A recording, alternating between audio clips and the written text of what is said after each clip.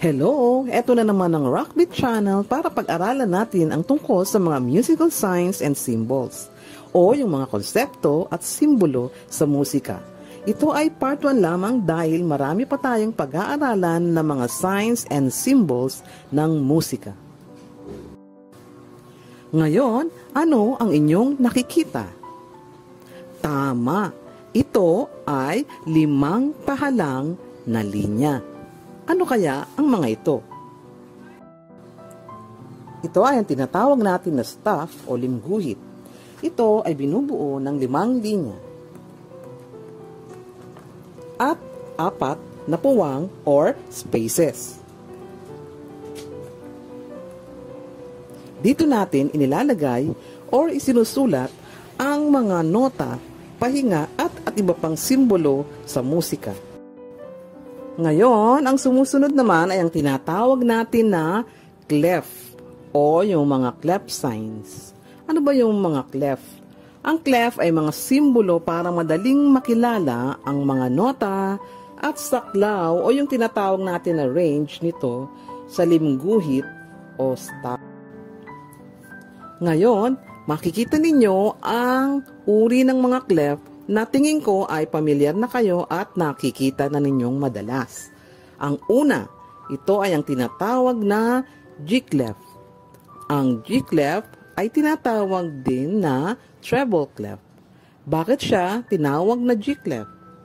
Kaya kung inyong pagmamasdan, ang arrow, ito ay nakaturo kung saan nagsimula ang point of origin ng clef na ito kapag ito ay isinusulat. Ito ay makikita ninyo na nasa ikalawang linya ng limguhit or staff. At ang nota na nasa ikalawang guhit ay ang tinatawag o ang notang G. Kaya siya tinawag na G-clef. Sumunod naman ang isa pang pamilyar na clef na palagay ko ay lagay nyo ring nakikita. Ito ay ang tinatawag na F-clef or bass clef. Bakit siya tinawag na F-clef? Dahilan sa kung makikita ninyo ang point of origin ng F-clef, tuwing ito ay isinusulat o inilalagay sa limguhit or staff, ay nag-uumpisa ito sa ika-4 na linya. At ang notang makikita natin sa ika-4 na linya ay ang notang F. Kaya siya tinawag na F-clef. Ngayon, alamin naman natin ano ang gamit ng mga clefs. Bakit natin kailangan aralin ito? Napaka-importante ng clef. Katulad nitong G-clef. Yan, nakikita nyo ba ang G-clef na nasusulat sa harapan ng limguhit? Ang gamit ng G-clef ay ang mga nota na nakikita nyo sa G-clef sign o sa G-clef na limguhit ay ang mga notang matataas. Kung marunong kayo magpiano, madalas na ang ginagamit ninyo ay ang inyong kanang kamay para tugtugin ang mga notang nasa G-clef staff. Ayan, nakikita nyo? At madalas na ang melodiya ng umaawit ay nakasulat din sa limguhit ng G-clef, yung mga medyo matataas na nota. Pumunta naman tayo sa tinatawag na F-clef or bass clef. Makikita ninyo na ang bass clef ay nakasulat sa bandang ibaba ng limguhit ng G-clef. Dahilan sa ang mga notang medyo mababa at mas mababa at kung kayo tumutugtog ng piano at mga iba pang instrumento katulad ng piano, ay makikita ninyo ang mga notang ginagamit para sa tinatawag na accompaniment o kaya naman ay sa mga chordal accompaniment na tinatawag.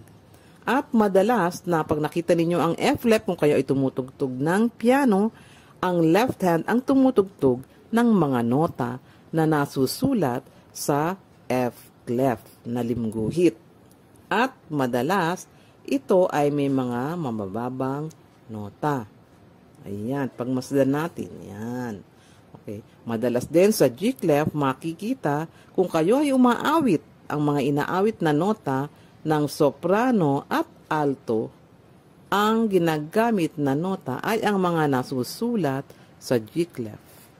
At ang mabababang nota naman at medyo mababang nota na ginagamit na nota ng mga umaawit ng katulad ng tenor at bass ay ang mga notang nasusulat sa F clef. Yan ang tinatawag na mga range ng boses. Nakikita nyo ba ang mga linyang ito? Yan ang tinatawag natin na bar line. Ano ba ang bar line? Ang bar line ay ang linyang patayo na naghahati sa staff o limguhit na naaayon sa kumpas. Matapos natin matutunan ang mga bar lines, meron pa ring uri ng mga bar lines na inyong makikita. Pagmasdan ninyong maigi ang mga ito. Ito ay double bar na kombinasyon ng makapal at manipis na bar lines at merong mga dots o tuldok. Pagmasdan ninyo, ito ay tinatawag na repeat sign. Ano ba ang repeat sign? Ang repeat sign ay meron kayong mga measures o kaya naman lugar sa inyong music sheet na inyong tinutugtog o inaawit na dapat ninyong ulitin. Ito ay kung saan nakalagay ang repeat sign. Yun ang mga parte o lugar na dapat ninyong ulitin muling tugtugin o awitin. Ito naman ang tinatawag natin na measure. Ang isa pang tawag dito ay bar. Ano ba ang measure at bar? Ang measure ay ang mga espasyo sa pagitan ng dalawang bar lines. Dito pinagsasama-sama ang mga nota at pahinga na naaayon sa tamang sukat at kumpas. Tignan ang mga halimbawa ng measure o bar. Ito ay tinatawag natin na measure 1 o first bar. Sumunod naman ay ang tinatawag na measure 2 or second bar. Next is measure 3 o tinatawag ding third bar. At ang sumunod naman ay ang tinatawag na measure 4 o fourth bar. Ito naman ang tinatawag na time signature o palakumpasan. Ano ba ang time signature? Ang time signature ang nagpapahiwatig o tumutukoy kung ilang kumpas o bilang ang napapaloob sa bawat measure. Ito ay makikita ninyo sa numero na nasa itaas. At ang numero naman na nasa ibaba ng time signature ay nagsasabi kung anong uri ng nota ang may isang bilang kada kumpas. Ating tandaan na ang time signature ay may dalawang numero. Meron ito sa itaas at sa ibaba. Ang babang numero ay merong kinakatawan na uri ng nota. Halimbawa, ang numero na 1 o yung number 1 kapag nakita ninyo sa baba ng time signature, ang ibig sabihin niyan ay ang whole note ang merong isang bilang kada kumpas. Kapag nakita naman ninyo ang number 2 sa ibaba ng time signature, ang ibig sabihin naman, ang nota na merong isang bilang kada kumpas ay ang half note. Pag 4, ito naman ang quarter note, ang merong isang bilang kada kumpas. At kung ito nakita ninyo sa ibaba ng time signature ang 8, ibig sabihin, ang 8th note naman ang merong isang bilang kada kumpas.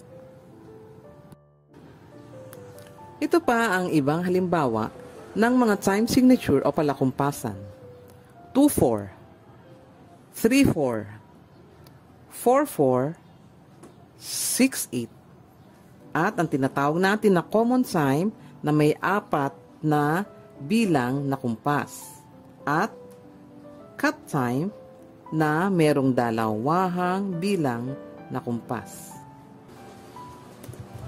Ang ledger line ay mga maliliit na linya sa itaas at ibaba ng limguhit o staff, kung saan makikita ang mga notang may mas mataas o mas mababang pitch.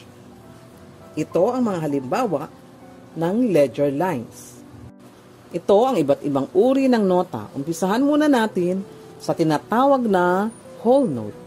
Ang whole note ay, ang simbolo nito ay isa lamang bilog na nota. Ito naman ang whole rest o ang tinatawag na pahinga. Ang whole note at whole rest ay parehong may 4 na bilang or count. Sumunod naman ang tinatawag na half note. Ang half note ay isang bilog na meron ng stem. Ito naman ang half rest. Ang half note at half rest ay parehong may 2 bilang or beats na tinatawag.